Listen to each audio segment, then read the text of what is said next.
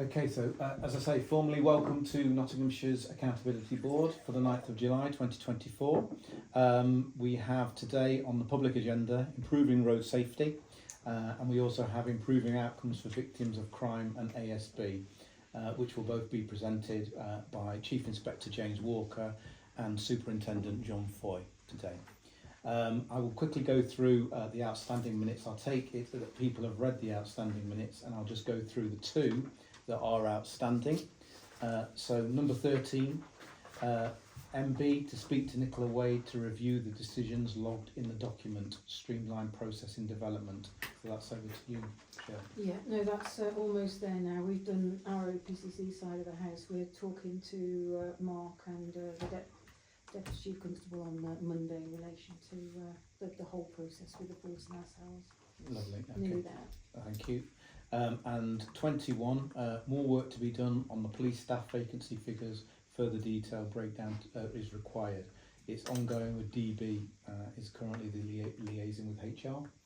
So we've been tracking the position further with HR. We're looking at trying to delve a little bit deeper into the reasons for the vacancies. HR do create quite a rich source of data on the speed of recruitment, but also we are looking at any of the bottlenecks that are in the recruitment pipeline, so that's some of the processes, particularly around vetting. So we're looking to sort of put some proposals to the Chief Constable in due course. Brilliant, thank you very much. Okay, so over to the public agenda now, and I will hand over to Chief Inspector James Walker, who will do improving road safety presentation for us. Thank you. So in Nottinghamshire we have the Nottinghamshire Road Safety Partnership. The Road Safety Partnership was formed over 20 years ago, and that has the aims of bringing together organisations with a remit to reduce casualties and encourage and coordinate activity across our roads. It's really important to stress that the aim of that partnership and all the activity we do is to reduce casualties on the roads. Within that partnership we have police, fire, East Midlands Ambulance Service, highways and road councils. A focus of that partnership is education. We see that as the most effective way to alter road user behaviour. So within that we have inputs to schools that give advice on helmets, clothing, two-wheeled transport. We also do a road safety quiz that's done through the city, and that includes 12,000 plus pupils. It also focuses on, the partnership also focuses on engineering, where the local authorities use collision data to design out faults or reduce issues with the roads. We have a traffic management officer that visits all fatal RTC sites to identify issues, for instance verges that need to be cut back, or rainfall that's not draining off the road properly. That can then be adjusted. In terms of enforcement, our enforcement,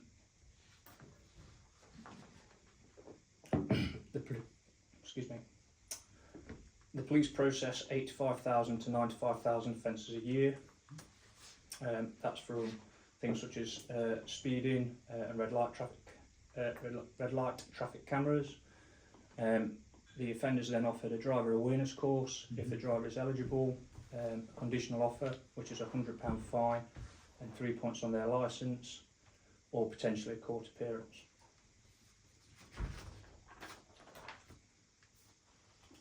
Safer Roads for Nottinghamshire, that is operates under the banner of Safer Roads for Nottinghamshire, is our camera safety partnership. That's all around offences including speeding and contravening red traffic lights. It's a police, we provide awareness training as an alternative to prosecution. That's either online or in classroom. Where we do classroom, community venues are used so we can reinvest in communities. We process around 30,000 driver awareness courses placed annually. So if a member of the public was to get caught speeding, they can be offered a course, a driver awareness course, That's around the educational. The course is developed by UK ROED, which is the UK Road Offenders Educational. It's all based on behavioural change with the aim to reduce casualties on the road. It's worth mentioning that the local authority are responsible for fixed and average cameras, whereas the police look at camera safety vans. We use data to work out the core casualty sites, so where we have the most casualties, that's where we place our safety camera vans, and also where the fixed cameras are based. We have a community speed watch scheme. That's where we have 22 community speed watch groups made up of volunteers. The aim around that is a high-vis approach to speeding rather than a focus on enforcement. Therefore, the idea is that the community see the volunteers that are wearing high-vis and reduce the speed accordingly rather than trying to punish drivers. The main result of that is there's an option to send a warning letter, so where we do decide to do something, it's a warning letter rather than prosecution through the courts. We have Operation Capture. That allows the public to submit dashcam footage of poor driving behaviour. They can do that through our website where they upload dashcam footage. That's then reviewed by officers, and a decision's taken as to whether we send a warning letter or raise a prosecution file, depending on the nature of the offence that's been looked at. I think my slides have gone slightly out of sync. I have just covered the safer roads for Nottinghamshire. Talking about the different teams that we have in force, we have the Serious Collision Investigation Unit, known as the SKU. They attend all fatal and life-altering collisions. They're PIP 2 investigators. That means they've undertaken additional training so they can deal with more serious and complex investigations. They provide an on-call function, so they're 24/7. So they can attend if we have an incident that comes in overnight. We would call a SKU, so we have that professional investigation around those incidents. They're currently investigating 40 live investigations. 25 of those are fatal, roughly 62%. Of the fatal investigations, 60% of them are criminal. The remaining 40% will result in a file for the coroner. Most of the SKU team are family liaison officers, so that means they undergo that additional training to support the family in the time of need, which is incredibly stressful for the family, so they need that extra training and support to take them not just through to manage the initial incident, but through the court process. The Forced Collision Investigation Unit, they work hand in hand with the SKU. They are considered expert witnesses. They undertake a 2-year foundation degree in forced collision. It's akin to it's very maths and physics based, but it's akin to almost doing a survey of the crash site so they can work out the reasons for that crash. They're currently undertaking an ISO accreditation, which standardises the approach and puts it on a more professional footing. We're currently looking to recruit a technical manager to support that. We have a roads policing unit which contains advanced drivers who are also tactical pursuit trained and tactical advisors. That allows them to safely bring to a conclusion any pursuits that we may have in force. The roads policing unit specifically target poor driving habits and behaviours. The main aim of the roads policing unit is to increase safety upon the roads. They support operations both locally and nationally, which include drink drive and drug drive campaigns, and also the Fatal 4 campaign, which is around seat belts, drink and drug drive, speed and mobile phones. They're seen as the 4 fatal contributors towards many fatal accidents. They undertake the initial actions at serious and fatal collisions in order to assist SKU. So they're trained in initial scene management, and if you like, they hold the fort until the SKU and the forced collision investigators can get there and undertake the proper scene examination. We have the road crime team that have a similar skill set to the roads policing unit, but their focus is around crime. They target offenders who use the road network, such as cross-border crime, car key burglaries, so any crime that's facilitated by use of the road, they will target that. We support our force tasking process and our other departments, including serious and organised crime, and target organised crime groups. That's done by developing intelligence, and they also respond and utilise our ANPR capability, that's recognises number plates. A quick overview of performance and data. From the period of this from April this year to June, there was 1,290 traffic offence reports, known as TORs, tickets if you like, that were issued between that date. There are 11,495 RTCs in 2023. To give you a sort of a flavour, 35% of them required an immediate response, what we'd call a red job. 13,266 road-related incidents that we recorded on our command and control system SAFE. We seized 2,954 vehicles under Section 65 of the Road Traffic Act. That's where the driver had no insurance or no licence during 2023. The number of speeding and red light offences detected and processed from cameras in 2022 it was 83,430. 2023 slightly up on that, was 85,438. The Road Policing Unit have issued over 100 Section 59 notices in relation to vehicles being used in an antisocial manner. That's for racing, essentially what we call boy racing meets, where they descend on an area which causes a lot of angst in the local community. We have a lot of complaints around that, so that's something the teams will specifically target. They know about it. 23-24 Safer Roads for Nottinghamshire. That's what delivers our driver awareness training following red light or a speeding offence. Hosted 2,646 courses.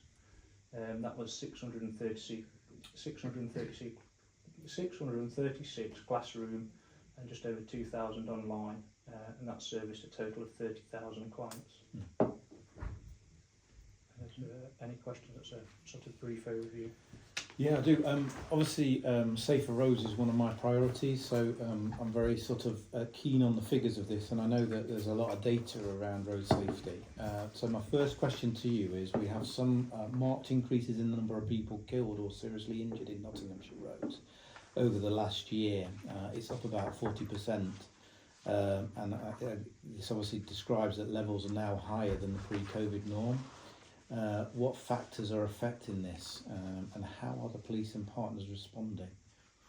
Okay, so I wasn't aware they'd gone up that much in terms of fatals, so I thought there was similar fatals. Well, it says people killed or seriously injured, so it'd be a yes, it's fair to say that our KSIs have gone up. One factor within that is the use of the recording system.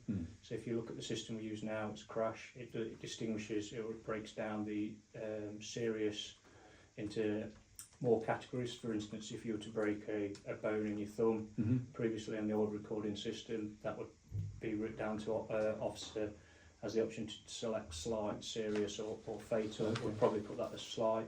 In the crash system, it would be recorded as serious. More and more forces are using crash. It does break down that, you put the injuries in, it breaks it down into those categories. So that's one reason. That's one reason for that. Okay. Lovely. And realistically, in achieving sort of like our ambition set in the previous paragraph, what's the reality of achieving these? Are they realistic and achievable in trying to get our fatal injuries down by 2030? So what's the aim is to reduce? Is to reduce the serious and fatal injuries by 40%. So I think that figure was used previously, and we achieved that from the previous strategy that was set. I believe was 2010. So we did achieve that, but a part of that's been achieved by you look at engineering, improvements in vehicles, improvements in road safety overall. I think it would be difficult to replicate that 40% decrease. I do think there's reductions we can make in terms of our education, how we use our how we deploy our resources. One of the things we are looking to do is to be more evidence-led. We're looking at how we can invest in data analysis in terms of our deployment of resources, where we put our cameras, say, where we put our vehicles, and what offences we target. So at the minute we do that based on casualties, so we're evidence-led. There's research that's going on around the country to see how we can make that more specific, such as the Cambridge Harm Index, which would give a score, if you like, to more serious offences, and then we would put our resources in response to that. Okay, because I mean, one of the factors in this is, I suppose, the COVID pandemic. How do you think that has either skewed the figures or reset the normal parameters that you would be guided by? I think that in terms of, you'd have to take the COVID years out as an anomaly, and then judge our performance against previous years. Right, okay, no problem. Okay, so why is the community speedwatch infrastructure in the city so underdeveloped, and what have been the barriers to establishing community speedwatch schemes in the city, and how can they be overcome?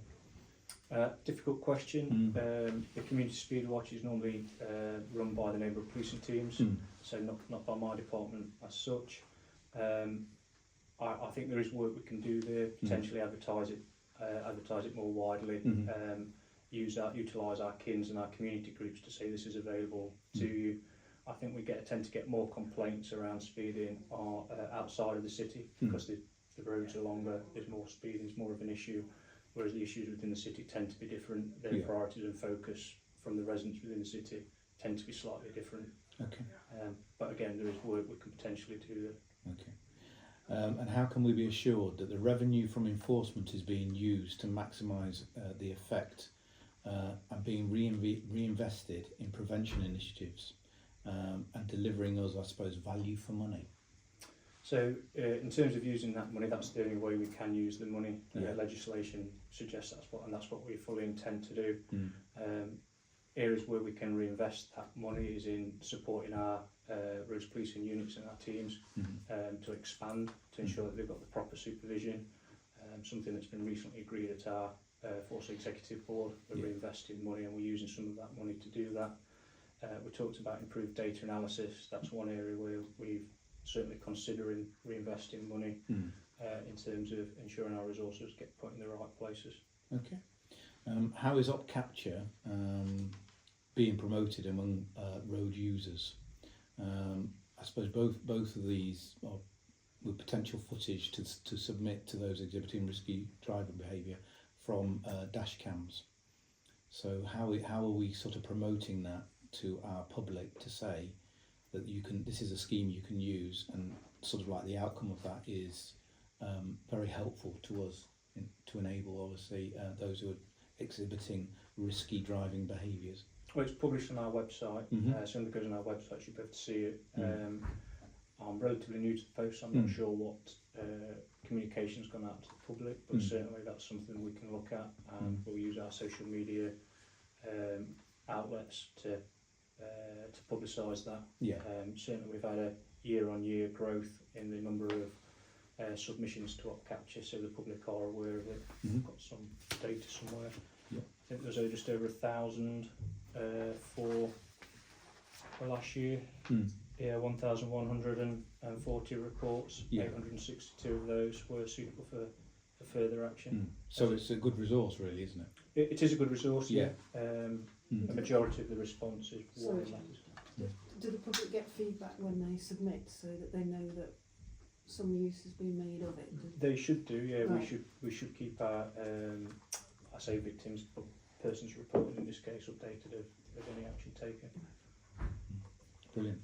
Okay, so obviously I'm I suppose working on my police and crime plan at the moment, and I want to make sure that it's fit for purpose. So it's, I suppose, incumbent on me to ask you, what are the biggest opportunities for improving road safety across Nottinghamshire over the next 4 years? Specifically, what do we need to do differently in Notts to deliver safe system approach and Vision Zero? As a partnership, are we sufficiently resourced to deliver this at present? So I think what things can we do is probably the first question. I think we are looking to reinvigorate the strategic board, and that's something that we've invited the PCC's office to be involved in, which you'll be aware of. We want to reinvigorate that, so that would set the strategy to ensure that we are coordinated across Nottinghamshire with the different activity taking place by the organisations.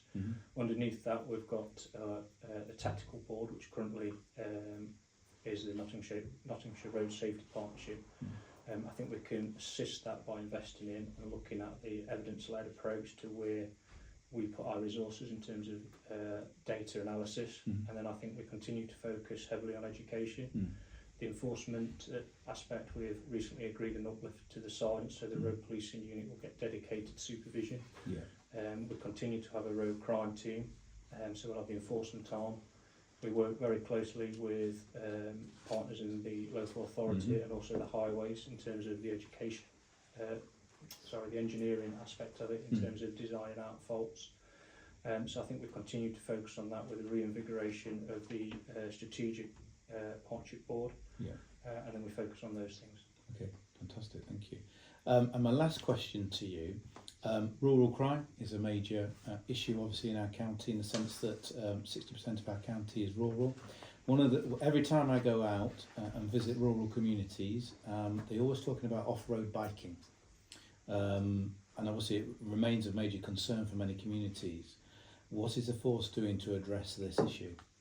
Well, off-road biking, I think in terms of road strategy, if it's off-road, it would probably sit with neighbourhood policing teams. What you would expect to see is the neighbourhood policing team would draw a problem-solving plan.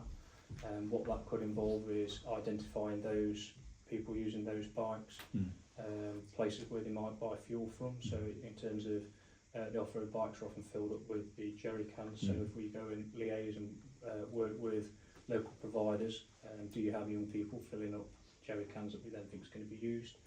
If we think those off-road bikes are used on open spaces, we work with the council to put in barriers, or you've probably seen the pedestrian gates which you can't get a bike through.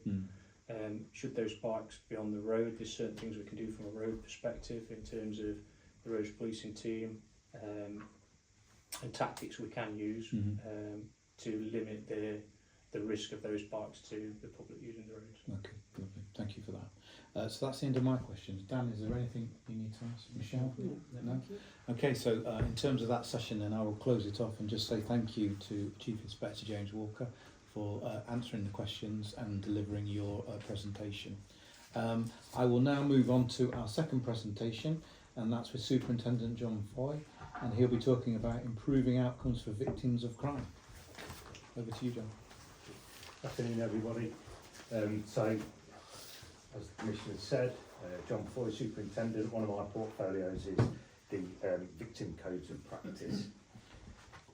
So, by way of an introduction, Victim Code of Practice went live in April 2021, and it's simplified into 12 victim rights, which are designed to give clear guidance to criminal justice services on the level of service we provide to victims. And this has been fully supported by Nottinghamshire Police since its inception. In addition to the Victim Code, we have our Force Pledge. As part of our pledge, we have 3 priorities. One of our key priorities is to improve victim outcomes. So this is at the heart of everything we do as an organisation. So what are we doing at the moment? Well, the internal governance starts with the Victim and Witness Assurance Group meeting. This is a quarterly meeting, and this is chaired by the Head of Crime, Detective Chief Superintendent Leona Skur. And this meeting reviews, monitors and develops the delivery of the Victim Code within Nottinghamshire Police. We will look at audits around victim updates, and we'll look at compliance in a number of areas, including victim satisfaction. This meeting directly feeds into the Criminal Justice Board, which is chaired by Assistant Chief Constable Rob Griffin, and that subsequently reports into your board, the Nottinghamshire Criminal Justice Partnership Board, which is chaired by yourself. We have a schedule of auditing which we use to test the Victim Code, so I'll talk about our compliance systems, but this is the audit system which provides greater scrutiny than the Ministry of Justice currently asks for, and this is to ensure that we are dip sampling those victim updates to make sure there's quality within them. There are 84 samples per quarter, and it tests all 12 of the compliance areas with the victim code. In addition to the governance, we have recently launched Op Catalyst, which is our 10-point plan to improve investigations and victim outcomes. One of the key points within this plan is around the victim's code. What we are briefing all our staff and officers around this is what the victim code is, explaining to them the vulnerable and non-vulnerable victims within the victim code. So the victim code defines whether you are vulnerable or not vulnerable, and it then puts parameters on when you should receive an update around a significant event within the investigation. So we are telling officers, we are re-educating officers around what that means. We are also providing guidance around victim needs assessment. So every time you speak to a victim of a crime, you do a refresh victim needs assessment. And what we're telling our officers there is don't just look at the crime type, don't just look at the specific vulnerabilities alone, think about situational vulnerability as well. Is this person vulnerable in general rather than just because of this crime? Think about how we can help those victims. And then we have just changed our frequency of victim contact as well. So if there's not a requirement to update a victim under the victim code, we are saying contact your victim every 28 days, regardless of whether there's an update or not. Every time you contact your victim, do a renewed victim needs assessment, make sure we're getting it right. In addition to that point within the Op Catalyst 10-point plan, there is a separate point around supervisor reviews for investigation. We are specifically briefing our sergeants, and we have held 3-hour sessions to train our sergeants, focusing on reviewing what officers are doing in terms of investigation, making sure there's an updated victim contact within the crime investigation, and that we are having the victim needs assessments completed as we should do. So in addition to that qualitative data, we've got the quantitative data which we gain through our Power BI system. So our Power BI system is a dashboard which tells us how many overdue victim contacts we would have, how many victims have not been contacted within that 28 days. Supervisors are trained to make sure that they task their officers through this system, but we also have now introduced a weekly audit, which is my team. I have 3 DCIs that work for me, who are split into 3 geographic areas, and they will look at outstanding victim updates or victim contacts and task those out as well, so there's increased scrutiny. The next thing that we've introduced is a SharePoint page. So we've got an investigation SharePoint page, and within the 5 tabs of the investigation SharePoint page, one of them is around victims' vulnerability and safeguarding.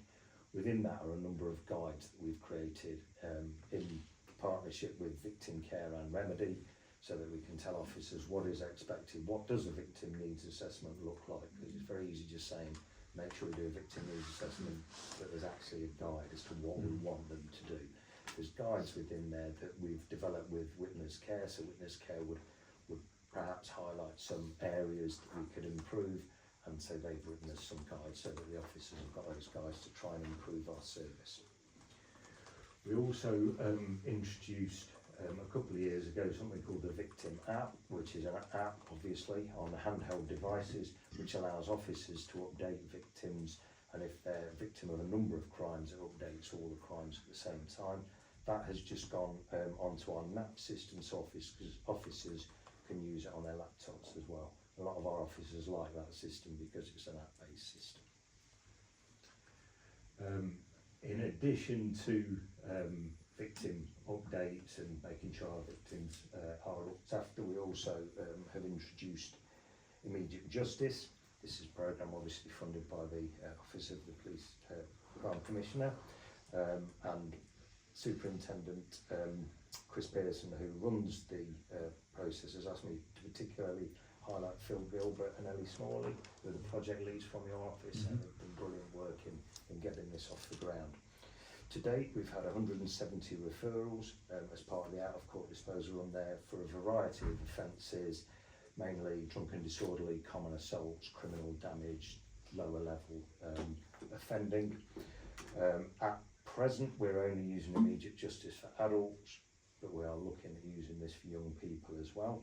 And offenders take part in reparative work in the community, which is generally litter picking, graffiti removal, things like that. It's delivered by an external company, Red Snapper, and they're working with MPIs, local area inspectors, to identify locations where this activity is most required, working with the communities, trying to use data to identify areas where communities might feel unsafe, or where there's environmental factors that we can use this process to make people feel safer. We have Inspector Brendan Gaynor, who's delivering much of this work as the Force ASB Inspector, and we're also introducing 2 ASB triage officers into our contact management department. We'll be able to review incoming antisocial behaviour reports and other low-level offences to identify any that will be suitable for immediate justice. We also now have in place immediate justice officers within local authorities who ensure that we're considering environmental offences as well, such as fly tipping. Finally, for this slide, restorative justice. So this is led by Inspector Sharon Power. This has been alive since March, and since that time we've had a number of referrals from the witness care list that's provided on a monthly basis. 140 referrals for March, April and May have been identified. All of our local inspectors have been briefed in person by Remedy, who are the service provider, and most neighbourhood policing teams have had briefings as well. This will form part of the new criminal justice forms, which will be on NAPS, which is supposed to be up and running by early next year. And the oversight of this is on the strategic board chaired by ACC Griffin. On the whole, so far, we've had 71 indirect processes completed and 54 ongoing cases. So on to the next slide. These are local or national high-profile issues. So the Victim and Prisoners Act just received royal assent prior to the election and will be rolled out soon.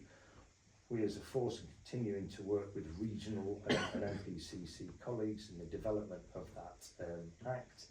Part 1 of the Act clearly sets out what victims can expect from criminal justice system. So it basically takes the victim code and puts it into primary legislation now, rather than it being a code of practice. It's now primary legislation. So there'll be a communications plan around that. Had a meeting last week which included John Robinson from your team, so that we can make sure that we've got the comms right for that.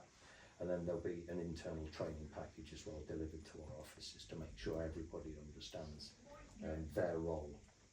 And the second is the new Ministry of Justice metrics. So the audits I mentioned earlier, the Ministry of Justice are looking at new metrics which will complement the Prisoners Act. There is currently a nationwide pilot testing system, and that will go live probably later on this year. But we are ready for that. We're set up ready to be able to adhere to what that audit is expecting. So what the public can expect from us? Well, they can expect updates in line with the victim code. Whether they're a vulnerable or non-vulnerable victim, they can expect updates in line with the victim code. They can expect regular contact from the officers. They can expect investigation with a victim focus, and I'll come on to how we know that's going to happen shortly. And they can expect that we will constantly review and reassess our systems and our service delivery to ensure improvement. So what's next? So qualitative assurance thematic testing, or QAT for short, is something that's been used by a number of police forces very successfully across the country. We rolled this out on the 1st of July. It's an app-based system that is used to check the quality within updates and within investigations. Every inspector in the organisation will complete 10 of these QATs every month, and chief inspectors will complete 4. So that's 430 reviews every month that will be fed in through a dashboard into my team through the Improving Investigations Board chaired by the Detective Chief Superintendent, so that we can look at where there are issues, if there are any, and then address those through training or through scrutiny. It's broken down into 4 pillars, which each assessment will look for, and one of those is the victim care within that investigation. So making sure we are updating the victims, making sure we are doing victim needs assessment, making sure those investigations are victim focused. In addition to that, we will continue to develop the SharePoint page and the guide that I've spoken about. So at the moment, there's approximately 50 guides on there for officers around investigations. We'll continue to build that resource. It's only been live a month, and that is the one-stop shop for everybody to go to within our niche crime recording system. On every OEL investigation template officers fill in, there's a link to that page, and the communication has gone out to continue to go to that page for updates. We're reviewing victim right to review, so some early reviews of that lead me to think that perhaps we could improve when we're updating victims at the end of their crime, if we're not continuing to prosecute the suspect.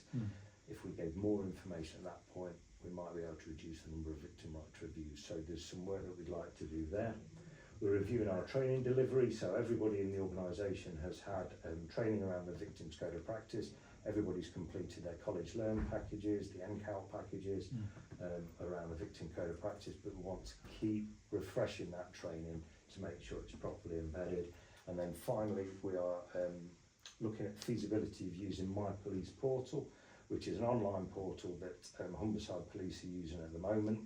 This is a portal that allows victims of crime to use the portal to go in, almost like the NHS app, to find out information about their investigation, to get regular updates about their investigation. It has reduced calls into their contact management by 61% of people asking for updates because they haven't heard from officers, and 100% compliance within victim updates by the HMIC using that system. So it does seem positive, and work's currently underway for us to try and introduce that. Great. And that's it. Yes, that's it.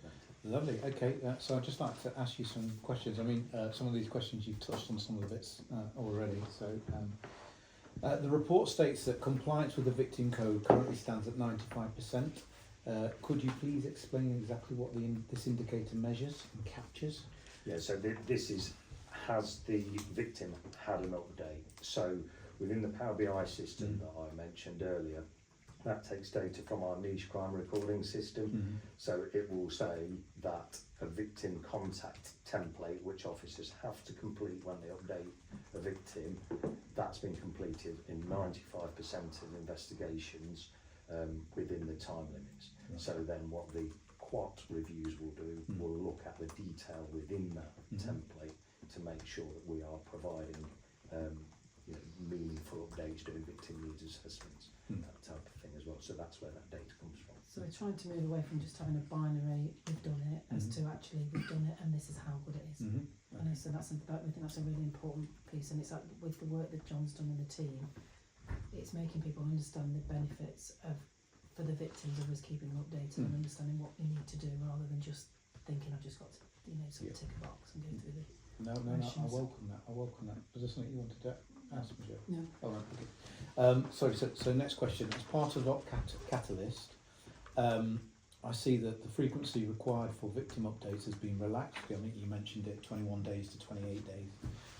Can you provide reassurance that this timescale is not out of kilter with that of other forces or the needs and expectations of victims? Yeah, absolutely. So the majority of other forces are 28 days to victim contact. We were initially at 28 days a couple of years ago. It moved to 21 days. We're going back to 28 days, which is where it was, because again, what we're finding is with the response shift pattern, you're almost asking the response officers who carry about 6,000 investigations, not each as a total, to update their victims almost every week. So then it kind of removes that. They just think they're doing it to tick a box. So as the chief said, we want to move away from that. So we're being really clear about the difference between a victim update under the code, and a victim contact when you haven't had an update for 28 days. Just, you know, we're still here, we haven't forgotten about you, is there anything you want to add? So it's gone to 28 days in line with every other force. The forces that aren't at 28 days are actually slightly longer than the 28 days. Okay, thank you for that explanation. I'm aware through your monitoring of the victim code of practice that there are around 22% of victims, which equates to about 11,000 individual cases, that don't receive either a referral to the website or a physical victim information pack each year. What are the reasons for this, and what can be done to ensure all victims are receiving the information that they need? Yeah, so another work stream that I've just set one of my DCIs is updating that victim pack, making it electronic so that we can give somebody an electronic victim pack, and then officers can obviously print it if they need to, if somebody wants a physical copy, so that we've got that. So it's not reliant on an officer having one with them, they would always have an electronic version. Sorry, what was the first? Because I think I've answered the second part of that, but not the first. It was about the monitoring of the VCOP, and obviously there's around 22% of cases that receive either a referral. Yes. So the referral. Sorry. Yes. So as of February, we changed it from an opt-in to an opt-out system. So now everybody is referred, and then they have to opt out rather than the officers asking them to opt in. So that's how we've dealt with the first part. Okay, great. Thank you very much for that. Can you provide some examples of how the new Victim APP is helping to improve levels of VCOP compliance and quality support for victims, and what feedback has been provided by officers using it? Yeah, so my previous role was Chief Inspector in charge of the city response teams. I briefed all my staff, all my sergeants about this app about 18 months ago. A lot of them started using it at that point. Our victim compliance, so the victim update compliance, increased significantly following that, because it, as I say, it allows people to update a number of victims at the same time, and it allows them to update without having to log into Niche, go into one occurrence where they've got the victim, and then come out of that occurrence, go into another occurrence, update that one with the same victim. So a lot of officers, particularly the newer officers that like the apps, the feedback is that it is really good, which is why we've now put it onto the NAP system, because some of the feedback was it's good, but I'm typing, and I can't type like that. So some of them were saying that, you know, they would prefer it to be on a laptop so you can type it. So now we've put it onto our NAP system so they can update it on the laptop as well. So the feedback's been really positive from the officers.